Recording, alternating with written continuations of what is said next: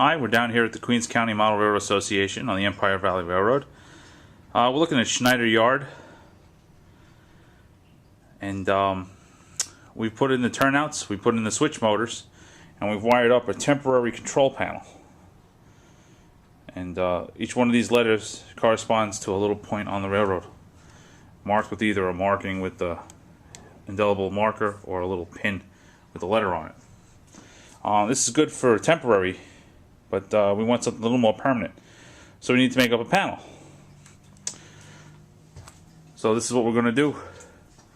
We went down to our home center and we picked up some non-glare plexiglass or Lexan, depending on what's on sale. A sheet like this locally is about $2, and that'll be the face of our panel. And then I picked up some aluminum. I picked up a sheet of aluminum, enough material to make 3 panels using the size here. Sheet aluminum was about $11 for the sheet. You're going to have to cut it. There's 3 ways you can cut it. You can use tin snips, which I don't like because it tends to curl up the edges. You can use a very fine blade table saw, but for something this big, it was kind of overkill. Since it is such nice thin aluminum, I use this. It's a Plexiglass scribing tool. See, it has a little bit of a sharp edge on the end here. And all I did was I got a nice straight edge and I scribed my line. And then, just like working with styrene, very carefully you just snap the aluminum. And so you get your panel edge. Now if you look, it's got a little bit of a rough edge. Before I finish these up, I'll sand them. So this gives us our base material, our cover material. And next thing we're going to need is our track schematic. So I'm making a few panels. That's for Schneider Yard East. The panel I'm going to be making is Schneider Yard West. So I did this on a PowerPoint. I made a PowerPoint slide, and they have a nice graphing portion of it. So I did this up. It works out pretty good. You can make the slide in black and white, but it won't print in black and white. It actually comes out like this. It comes out black on white. This isn't bad. You can use this. I prefer the white on black. It's a little more traditional. So I was fortunate that my copier, I found a copier that could make invert the colors, so black becomes white and white becomes black. So this will become our panel. I made up a few of these because one of these is going to get ruined while I'm drilling the holes through the plexiglass for the toggles. Now on this panel here, we're using the small toggles. We're using tortoise machines, so it's a double pull, double throw. It's on. So you'll need your switches. You'll need a drill bit to clear the head of the switch. So for that, I pull out my handy dandy 5/64 bit. I'm going to put this in a drill press, which will help me putting all the holes in. You could do it by hand. It gets a little tedious, and you have to make sure that the drill is perpendicular to your working surface. To mount the switches, I have my socket set with the proper socket that'll fit the nut on these switches, and then I can do that.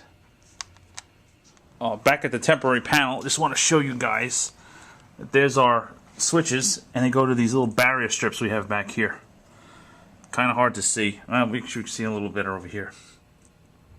So all those toggles are wired into the barrier strip, so if you have any future problems with either the tortoise switch machine or the toggle, we can just unplug it here at the barrier strip and reroute them and make whatever repairs are necessary. I don't know if you can see back here, a little mess of wires, some more barrier strips. It's all pretty straightforward. I'm not going to get into wiring up the toggles. There's plenty of magazines, and I think there's descriptions in the actual tortoise literature that shows you how to do this. Okay, what I've just done now is I've just taken my aluminum base, my template, and my plexiglass protection, and I've temporarily screwed it to a piece of scrap masonite. This way it doesn't move around while I'm drilling on it. And I brought it back to layout one last time just to check my track arrangement and where the power switches are. Schneider Yard West has a couple of float bridge tracks and a pier track and float yard track. They're not going to have switch machines, so there's no need for me to drill a hole in the panel. There'll be ground throws. That'll give the operating crews a little something to do. But what I am doing though is I'm marking where I have to drill holes where there'll actually be a toggle switch that'll throw the corresponding tortoise machine underneath the layout. And that's my last one there. And now I'll take this over to the drill press and I'll start drilling holes. So here I am. I've mounted the drill bit into the drill press. I've adjusted the platform to the right height, so I'm not drilling too far, or not extending myself too far. I'm using the Club's handy dandy state-of-the-art Craftsman drill press. It might look like a dinosaur, but it works very well. Nice thing about this is it turns very slow, which is good for when you're drilling in plastic. As I'm the only one filming this, and there's nobody down here to help me, I'm just going to drill some holes, and then I'll show you the holes after I drill them. Safety first. Okay, and here's the installed panel.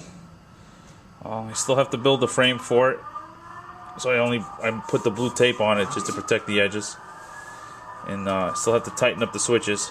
But you look at the panel, and you look at the corresponding switches,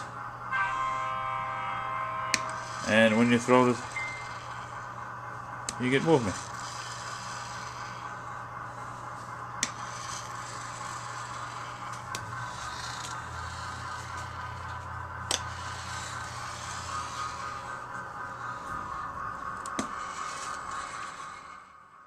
So I hope you found this little tutorial useful, and hope you have fun making your own switch panels. That's it for now. See you next time. Bye.